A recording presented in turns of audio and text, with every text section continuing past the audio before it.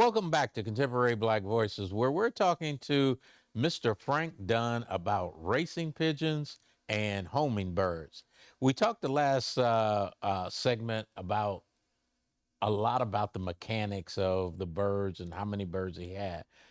Right now, I want to talk about a little bit about the homing pigeons. And the thing that I think that most folks know is sometimes they'll go to a funeral and they'll see a bird and they'll release the birds. Right. Can you tell us about how those birds are? Are they the same type of birds? Give They're us some information. they're actually those are actually racing pigeons. They're white racing pigeons, Yes. and they use those.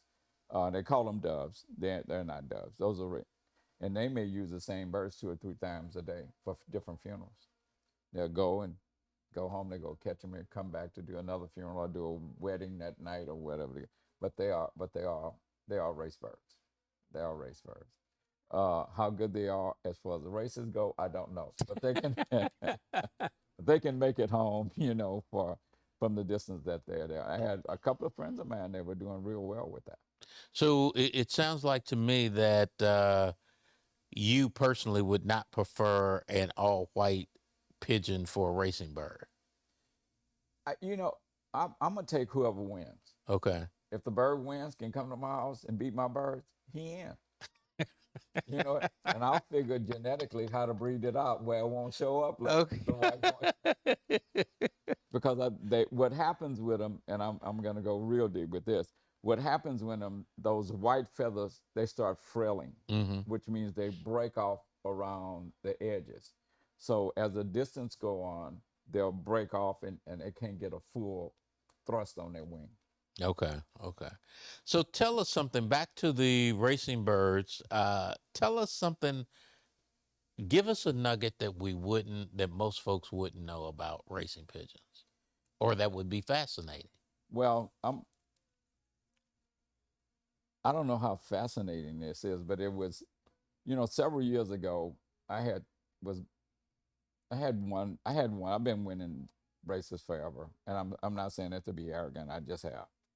I said I was done with it. I was like, you know what? I'm gonna finish this year. I think I told my son or my daughter, I was like, I'm out. I'm gonna get rid of the birds, and then we move in downtown. So so I get a call from one of my guys, and he a brother. He in the Houston area, and he called. He said, Frank Dunn, they got these one-off races, and it's a lot of interesting money in these races. And he started giving me the numbers, and I started looking at the numbers, and I said, What what? kind of numbers was he talking? We talking first place $20,000 Okay. Wow. on one race, and then it's a series up until you get to that point, and then 5,000 here, whatever, and they pay down maybe 30 or 40 places. Mm-hmm. And so, uh, you know what? Let me try this. So one year, I sent one to this, several of them, but one to this race out of this pair, and she was one of the top birds. The next year, I sent her brother. He wins. I said, okay, so now, but I noticed last year, in the last couple of 3 years, when I started sending, I now sent a bunch of them out to different races. But what I noticed, it was one bloodline that was doing well Mm-hmm. in all of these races, Mm-hmm. because the other bloodlines would do good with me training them, but this particular bloodline did well with anybody training them. Wow. Okay. Yeah. So you mentioned the money. Let's talk about from a state, national, and then an international, because Right. I would imagine that they got international as well. Sure.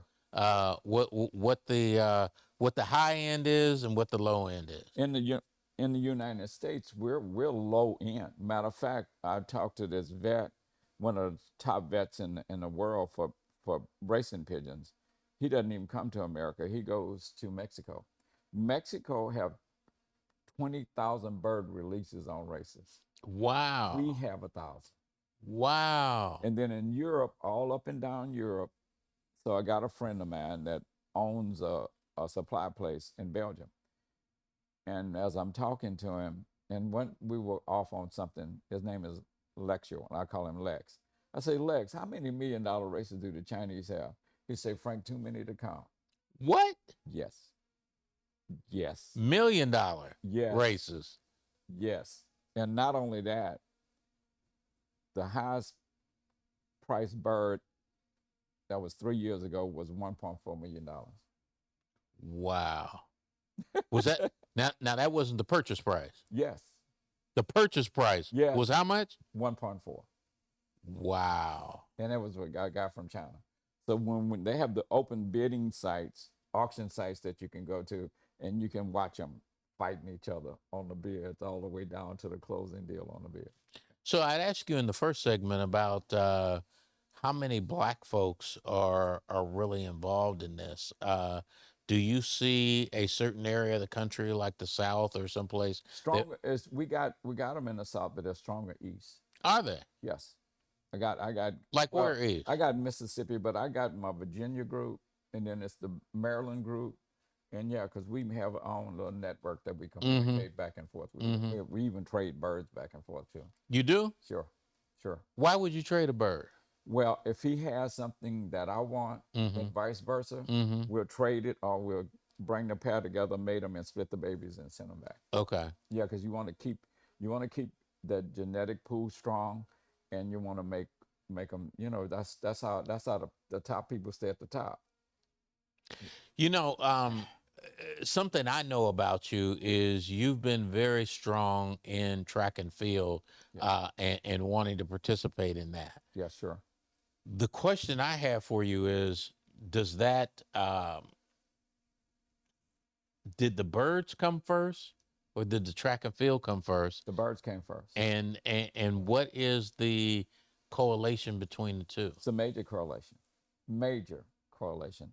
So the birds, of course, came first, but then I was using some techniques on a training that I would do because it's the same muscle structure. They have sprint muscles and distance muscles. But then the feeding was the one that kind of put it over the top. And so I'll spend maybe 10 days in Europe and just going visiting different In lofts. where? Europe Okay. and different lofts. You went that far for these birds. Okay. And so I went to the top, and I talked to the top vet, but I'm going, and the group that I went with, they were buying birds, and I was pulling them in the corner, finding out how their feeding technique was, and that's what I started using. So I'll bring it back, and then it was one of them that really stuck with me, and we took notes, and I had a whole came back and we had a whole little book on what we did. So I had this breed, and so the breeding was 50%, or in some races 70%. I mean, sorry, feeding was almost 70% of the performance in the bird, depending Okay. on the different. Yeah. Okay. Well, we're going to stick a pin in that right there, and we'll be right back. We're going to take a short break, and we'll be right back.